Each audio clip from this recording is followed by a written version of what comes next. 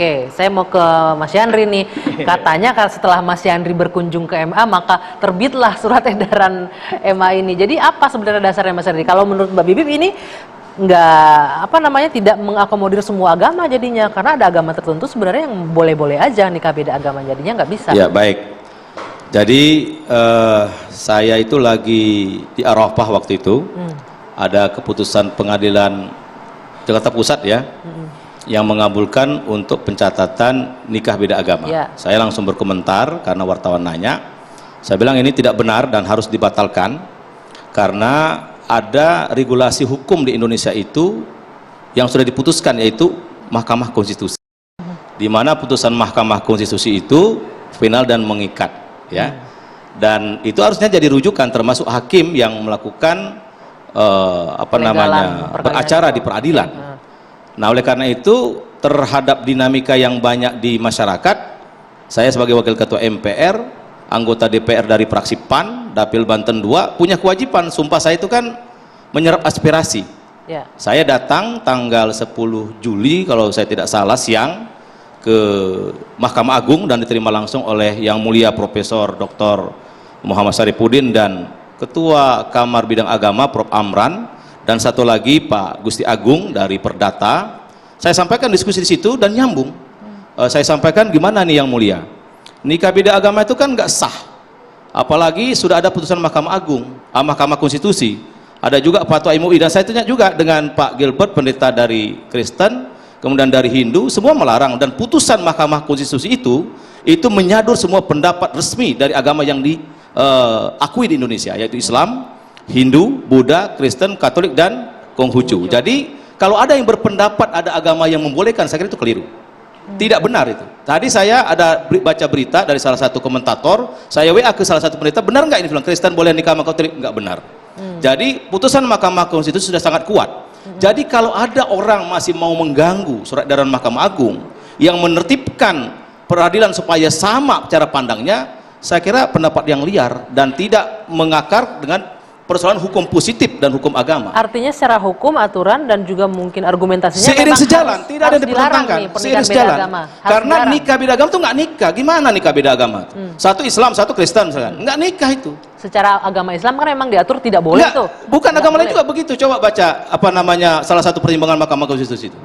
Mendengarkan 6 agama yang ada di Indonesia. Artinya sudah mengakomodir keseluruhan agama. Dan itu sudah ditolak loh. Beberapa kali para penggugat untuk menolak Undang-Undang Perkawinan nomor 1 tahun 74 itu yang sekarang menjadi Undang-Undang nomor 16 2019 itu selalu ditolak oleh MK. Artinya negara nggak ikut campur. Negara nggak ikut campur. Jadi kalau ada yang berpendapat semani negara ikut campur, itu keliru besar. Justru bukan negara dengan SEMA ini negara nggak ikut campur gitu loh. Ini hukum urusan agama. Di pasal 2 ayat 1 jelas tuh. Perkawinan sah bila mana menurut hukum agama masing-masing, itu jelas. Dan ini sudah diuji berapa kali di MK. Jadi kalau ada yang berpendapat masih beda, waduh itu dipertanyakan terhadap kepatuhan dengan hukum gitu. Katanya semua agama sudah diakomodir karena semua agama menyatakan memang tidak ada yang melegalkan pernikahan beda agama dari seluruh agama itu. Dan itu putusan MK loh, bukan saya yang buat. Putusan MK itu perlu saya klarifikasi 2 kali, dan itu adalah untuk undang-undang perkawinan. Nah, jadi yang juga harus diperhatikan adalah Undang-Undang Administrasi Kependudukan tentang pencatatan pernikahan.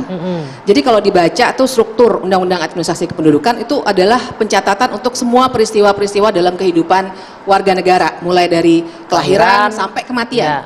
Nah, jadi konteksnya adalah dikatakan dalam pasal 35 itu pencatatan perkawinan yang ditetapkan oleh pengadilan itu wajib dicatat oleh negara. Nah, itu konteksnya. Sekarang kan konteksnya pengadilan, hakim udah nggak boleh lagi memutus melegalkan, artinya nggak akan bisa dicatatkan lagi. In reality tentu saja SEMA itu harus diikuti oleh semua hakim. Cuma pertanyaan kritis saya Pak Yandri adalah mengapa sebuah lembaga politik masuk ke Mahkamah Agung meminta untuk dikeluarkan SEMA. SEMA itu maksud saya Mahkamah Agung adalah lembaga yudikatif loh, bukan lembaga legislatif yang membuat undang-undang. Saya juga pernah mengintervensi Mahkamah Agung, enggak. Oh, 10 Juli bukan intervensi ya Pak? Enggak, bukan. Itu bagian dari cara saya untuk jalur yang benar, biar pendapat di akar rumput ini tidak liar Pak Bebi. Dan saya benar bertanya ke Mahkamah Agung, kalau bertanya ke BPK malah salah saya. Atau saya berkomentar liar di DPR, saya salah. Jadi saya menyampaikan, saya diskusi. Dan saya nggak pernah harus begini enggak. Diskusi.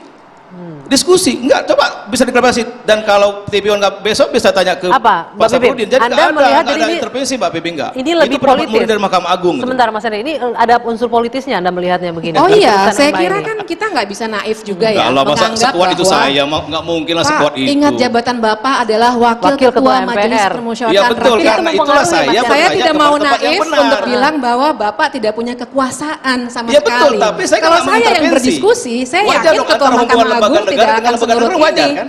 Betul nggak Oke.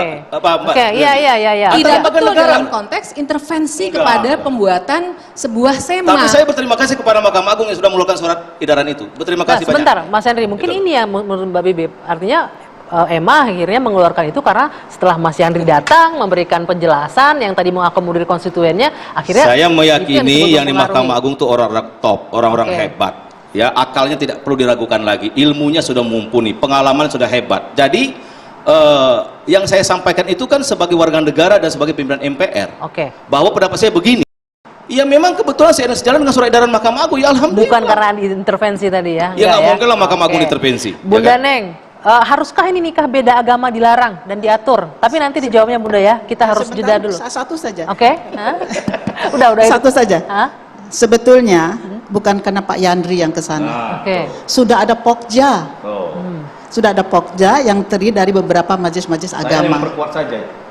Oke. Dia hanya melengkapi saja. Nah, Iya. nanti pertanyaan saya, haruskah nikah beda agama dilarang? Kita jawab nanti usai jeda sesaat lagi di Dua Sisi.